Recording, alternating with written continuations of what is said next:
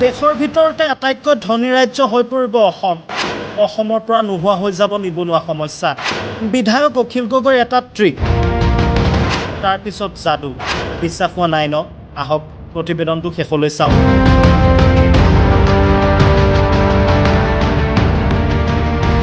অসম আৰু অসমীয়াক কিদৰে সহজতে ধনী কৰিব পাৰি সেই বিষয়ে ইটোৰ পিছত সিটোকৈ ট্ৰিক দি আহিছে বিধায়ক অখিল গগৈয়ে।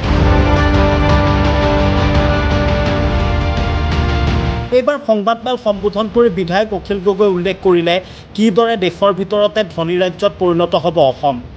সংবাদমেল আয়োজন কৰি বিধায়ক অখিল গগৈৰ মন্তব্য, অসমক ধনী কৰিবলৈ বৃদ্ধি কৰিব লাগিব কৃষি উৎপাদন। বছৰৰ প্ৰত্যেকটো মাহতে খেতি কৰিব লাগিব অসমীয়া কৃষকে। ইয়াৰ লগতে বিধায়ক অখিল গগৈয়ে কয় যে যদিহে বছৰৰ 12 মাহে খেতি কৰিব লাগে তেনেহ'লে অসমৰ প্ৰত্যেক টুকুৰা মাটিতে জলসিঞ্চনৰ ব্যৱস্থা কৰিব লাগিব চৰকাৰে।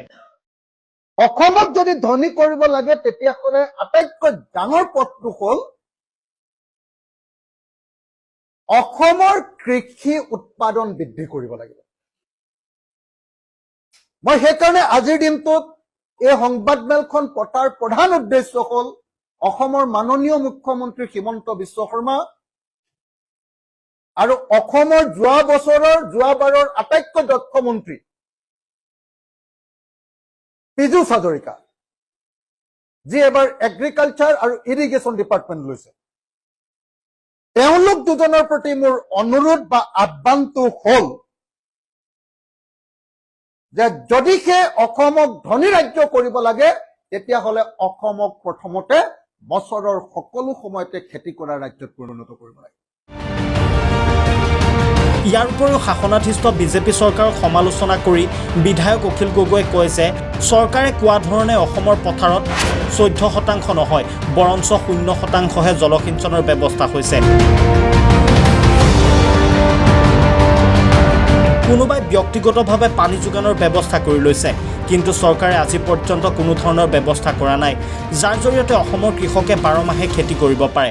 আজি আপোনালোকে নিশ্চয় জানে যে চৰকাৰে কৈ থাকে যে আমি 14% মানুহ পথাৰত ইতিমধ্যে পানী যোগান কৰি দিলো। কৈ থাকে 14% ইৰিগেশ্যন, মোৰ মতে 0% ইৰিগেশ্যন। কোনোবাই যদি কাৰোবাৰ পথাৰত ইৰিগেশ্যন কৰি লৈছে, খৰাং কালতো যদি পথাৰত পানী দিবলগীয়া অৱস্থা কৰি লৈছে, সেইটো ব্যক্তিগত। ইয়াৰ লগতে বিধায়ক অখিল গগৈয়ে কয় যে অসমে বিশ্বৰ ভিতৰত এনে এখন ৰাজ্য য'ত খেতি কৰিবলৈ বৰষুণৰ ওপৰত নিৰ্ভৰ কৰিব লাগে।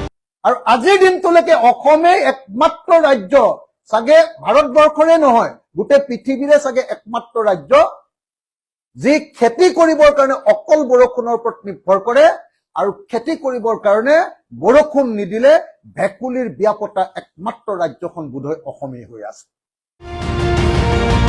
এতিয়া প্ৰশ্ন হয়, বিধায়ক অখিল গগৈয়ে উল্লেখ কৰা ধৰণে অসমৰ কৃষি ক্ষেত্ৰত বিশেষ পদক্ষেপ গ্ৰহণ কৰিবনে কৃষিমন্ত্ৰী পীযুষ হাজৰিকা তথা মুখ্যমন্ত্ৰী হিমন্ত বিশ্ব শৰ্মাই, সেয়া সময়ত হ'ব লক্ষণীয়। News desk, rising north east.